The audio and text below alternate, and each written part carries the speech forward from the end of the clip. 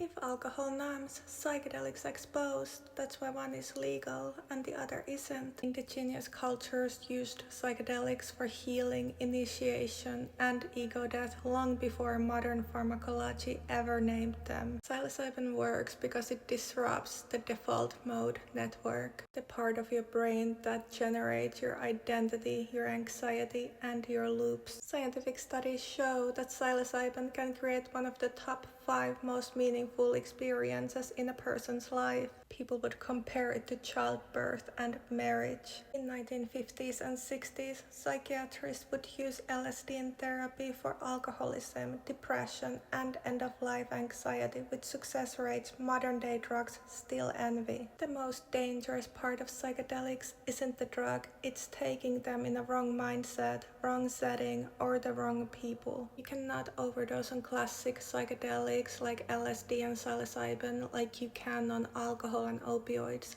The danger is in behavior, not toxicity. Psychedelics don't fix you, they show you the blueprint. Integration is where the actual work happens. For PTSD, psilocybin helps process memories without triggering the full panic response, a biological uncoupling of fear from the story. Most cultures that use psychedelics didn't do it casually. They treated it like surgery, a controlled environment, a guide, and a plan to come back changed. LSD doesn't stay in your spine. The myth was created by the same lawmakers that privately admitted they didn't understand the drug at all. Psilocybin mimics serotonin so well it rewires emotional pathways that have been stuck for years. Psilocybin reduces activity in the fear center of the brain, which is why traumatized people sometimes feel for the first time that their story doesn't own them. Many cultures believed that psychedelic plants chose the participants,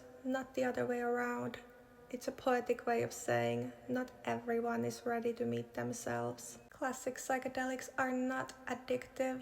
They actually reduce dopamine reinforcement, which is why they don't hook people the way alcohol and nicotine do. Indigenous tribes have used ayahuasca for at least 1,000 years, proven by chemical analysis of ancient ritual bundles. Ayahuasca works only because 2 separate plants were combined, one containing DMT, the other containing MAO inhibitors. Ancient people discovered this without lab equipment. The Catholic Church condemned psychedelic rituals in the Americas partly because they undermined obedience. People who experienced ego dissolution didn't fear authority. In the 1960s, the US government funded over 100 studies on LSD, not to ban it, but because the early studies showed enormous promise for addiction and anxiety. The war on drugs halted psychedelic research for decades, despite zero evidence that they caused mass harm to the public. The fear of losing control during a trip is actually your ego fighting for survival, the brain clinging to its usual identity patterns. Psychedelics open the door.